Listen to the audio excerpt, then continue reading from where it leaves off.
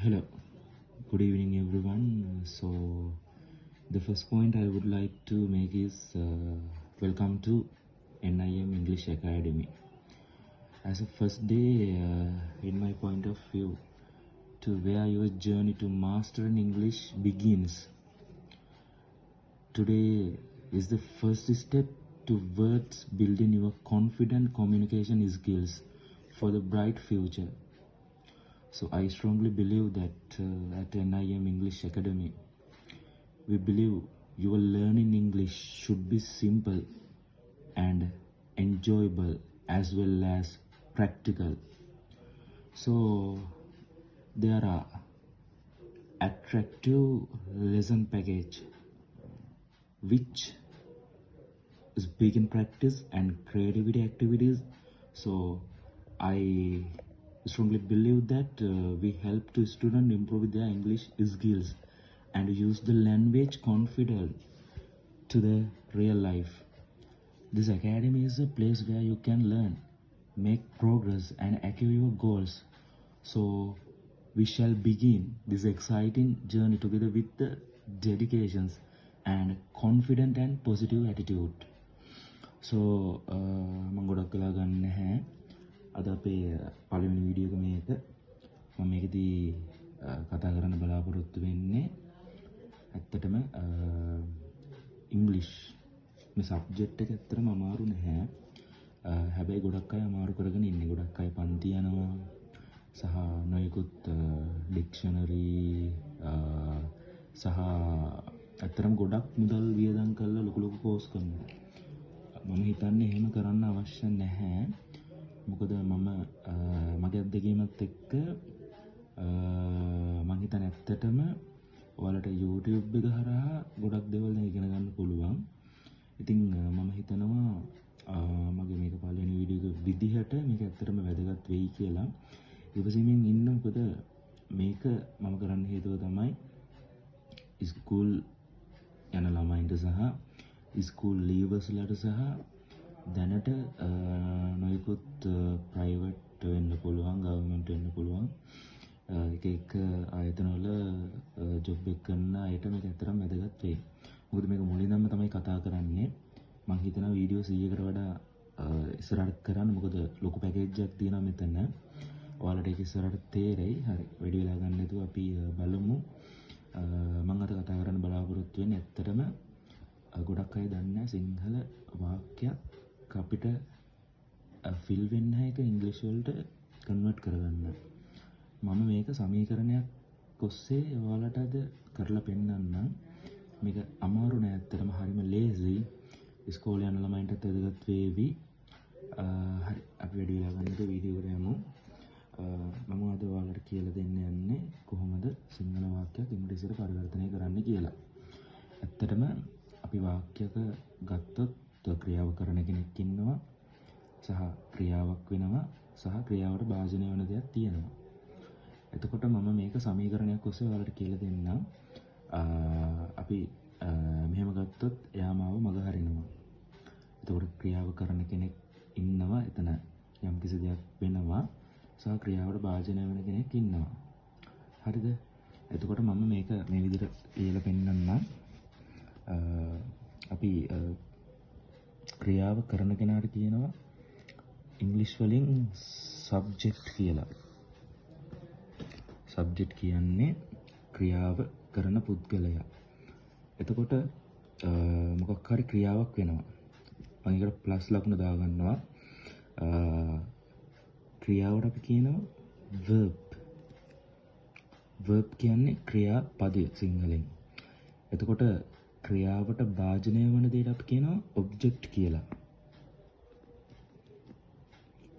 මම මේක සිංහලෙන් ලියන්නේ මම කියනවා ඔයාලා ඒක වීඩියෝ එක බලලා ලියා ගන්න. සබ්ජෙක්ට් කියන්නේ කර්තෘකාරකය කියන්නේ ක්‍රියාව කරන්න. verb එක කියන්නේ ක්‍රියාපදය සහ ඔබ්ජෙක්ට් කියන්නේ ක්‍රියාවට භාජනය වීම. ඉතින් මම මෙහෙම සිංහලෙන් වාක්‍යයක් ගන්නවා දැන්.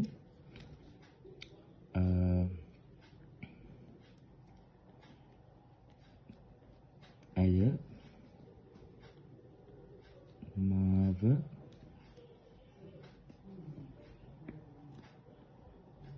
මග හරිනවා. ඇය මාව මග හරිනවා. අතර මේක ගොඩක් කොල්ලෝ කියන වචනයක්. මේ මම මේක ගන්න හේතුව තමයි ඇත්තට මේක මේ වචන ගැන වැඩි හිතන්න එපා. මේක ක්‍රියාව කරන කෙනෙක් ඉන්නවා. ක්‍රියාපදයක් තියෙනවා සහ ක්‍රියාවට භාජනය වන දෙයක් තියෙනවා. හරිද? ඒකවල මම තව වාක්‍යයක් අරන් පෙන්නන්නම්.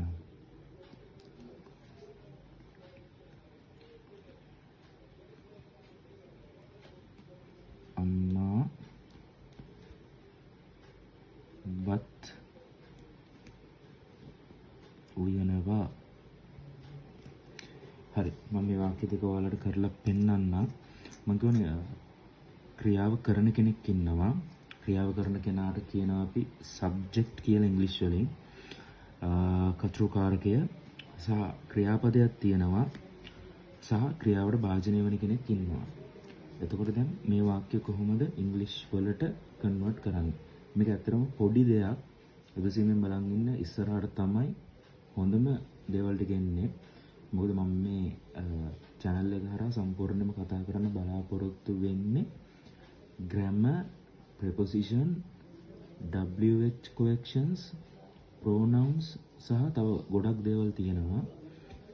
ඉස්කෝලේ යන අයට ගොඩක් වැදගත් වේවි. හරි. අපි බලමු කොහොමද මේක කරන්න කියලා. ඇය නම් අපි කියනවා she කියලා. SHE she. ඊට පස්සේ වාක්‍ය අගට යන්න. වාක්‍ය අග තියෙන්නේ මග හරිනවා. මග හරිනවා නම් අපි ඉංග්‍රීසි වලින් කියනවා avoid කියලා. AVOID. she avoid. වාක්‍ය ඉස්සරහට එන්න මම නම් me. she avoid me. හැමතිස්සෙම කතෘකාරකය ලියන්න. ඊට පස්සේ ක්‍රියාපදේ ලියන්න. ඊට පස්සේ ක්‍රියාවට භාජනය වන දේ ලියන්න. භාජනය වෙන්නේ මීනේ. ඒ කියන්නේ ඒක තමයි වාක්‍යයක ඔබ්ජෙක්ට් එක වෙන්නේ. හරි. අපි දෙවෙනි වාක්‍ය බලමු. අම්මා. අම්මා නම් අපි දන්න සාමාන්‍යයෙන් mother. අම්මා නම් අපි කියන්නේ mother කියලා. වාක්‍යයකට එන්න. උයනවා කියලානේ තියෙන්නේ. උයනවා නම් අපි කියනවා cook කියලා. එතකොට ක්‍රියාවට භාජනය වෙන්නේ බත්. අපි බත් වලට ඉංග්‍රීසි වලින් කියන්නේ rice කියලා. එහෙනම් අපි ඒක බලමු. කතෘකාරකයෙන් mother වාක්‍යයකට එන්න. උයනවා කියලා තියෙන්නේ. උයනවා නම් cook. ඉස්සරහට යන්නේ rice. mother cook rice. අපි ඕනනම් තව වාක්‍යයක් අරන් බලමු.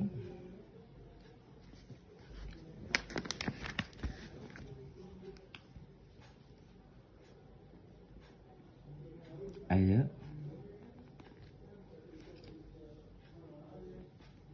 TV බලනවා. ඇය නම් අපි දන්නවා she.